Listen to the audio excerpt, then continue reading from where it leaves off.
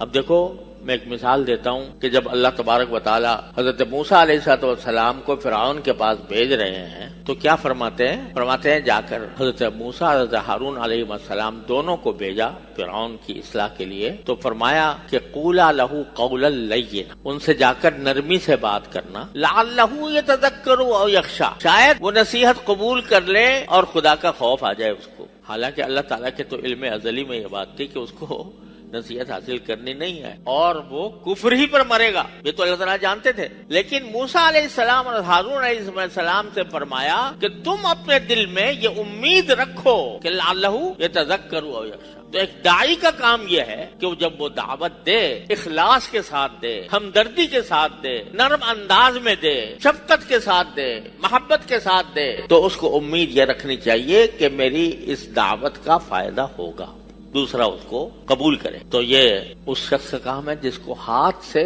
برائی مٹانے کا اقتدار حاصل نہیں ہے، تو اس سے کہا گیا کہ زبان سے تو کم از کم کہہ دو، اس کو سمجھاؤ کہ بھائی یہ گناہ کا کام ہے، حتی الامکان روکو۔ لیکن کہنے میں بھی قرآن نے ہدایت دے دی، قولا لہ قولا لینا، نرمی سے بات کرنا، تانے دے کر نہیں، گالیاں دے کر نہیں، برا بھلا کہہ کر نہیں، بلکہ نرمی سے بات کرنا، خیر خواہی سے کرنا، ہمدردی سے کرنا، شفقت سے کرنا۔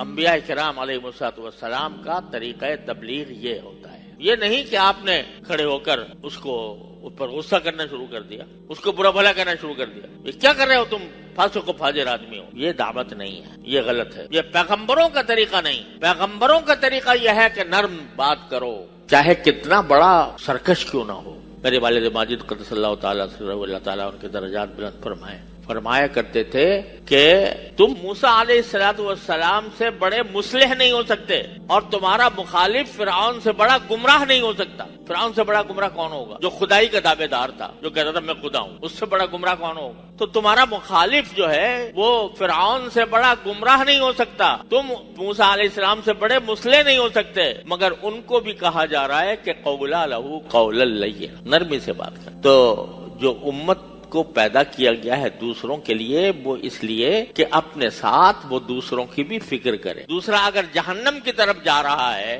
اللہ تعالیٰ کی معصیتوں میں مبتلا ہے، تو تم میں سے ہر ایک کا فرض ہے، صرف علماء کا نہیں، صرف اولیاء کا نہیں، صرف صوفیاء کا نہیں، صرف جماعت تبلیغ کا نہیں، ہر انسان کا فرض ہے کہ وہ اس کو نرمی سے روکے، بھائی یہ کام برا ہے چھوڑ دو۔ تو اس طرح تمہیں پیدا کیا گیا دوسروں کے لیے۔ اب اس نقطۂ نظر سے ہم اپنا جائزہ لیں کہ ہم اپنا یہ فریضہ کتنا ادا کر رہے ہیں۔ ہمارے سامنے برائیاں ہوتی ہیں، گناہ ہوتے ہیں، لیکن ہمارے دل میں یہ جذبہ پیدا نہیں ہوتا کہ اس کو کسی طرح ہم مٹا دیں۔ کم از کم ایک ہی آدمی کی اصلاح کی توفیق ہو جائے تو ہمارے لیے جنت کے دروازے